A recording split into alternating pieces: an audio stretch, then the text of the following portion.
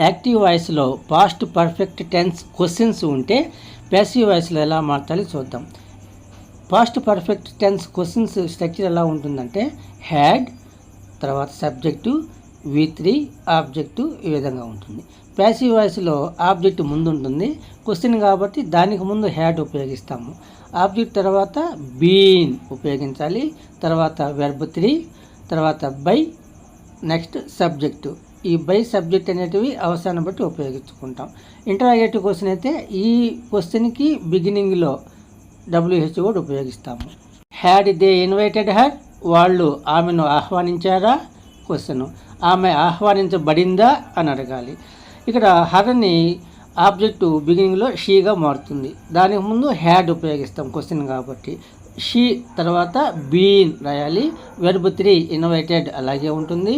Next by, they కాస్త them అవుతుంది. Had she been invited by her, వాళ్ళ చేత ఆమె ఆహ్వానించబడిందా గా మారుతుంది. ఇంటరాగేటివ్ క్వశ్చన్స్ ఉంటే ప్యాసివ్ వాయిస్ ఎలా మారుతాలో చూద్దాం. Where had she kept ornaments, ఆమె ఆభరణాలు ఎక్కడ ఉంచింది, ఆభరణాలు ఎక్కడ ఉంచబడ్డాయిగా మార్చాలి. వేర్ అలాగే రాస్తాము. ఆర్నమెంట్స్ అనే ఆబ్జెక్ట్ని సబ్జెక్ట్ ప్లేస్లో రాస్తాము. ఈ రెండింటి మధ్యలో హ్యాడ్ రాస్తాం. ఆర్నమెంట్ ముందు హ్యాడ్ వస్తుంది క్వశ్చన్ కాబట్టి. తర్వాత బీన్ రాయాలి. తర్వాత కెప్ట్ అనే వెర్బ్ అలాగే రాస్తాం V3లో. బై హర్ అనేది రాయొచ్చు, రాయకపోవచ్చు.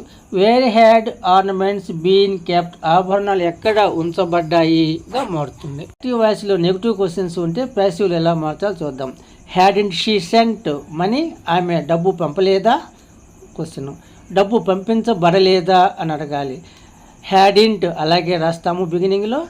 ఆబ్జెక్ట్ ప్లేస్లో ఉన్న మనీ సబ్జెక్ట్ ప్లేస్లోకి వస్తుంది. తర్వాత బీన్, తర్వాత సెంట్ వెర్బ్ 3 అలాగే రాస్తాము.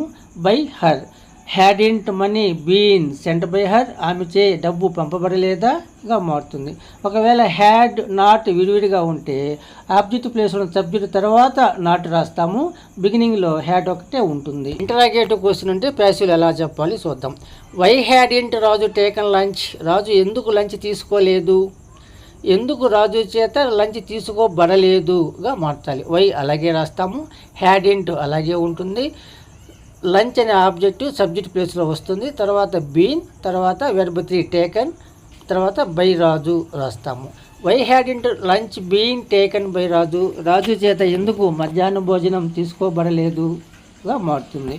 పని కాలేదా అని అడుగుతాం. వాస్తవంగా పని కాలేదా అనేది పని కాబడలేదా అని అడగాలి. ఇవన్నీ కూడా మనం ఉపయోగించే ప్యాసివ్ వాయిస్ సెంటెన్సెస్.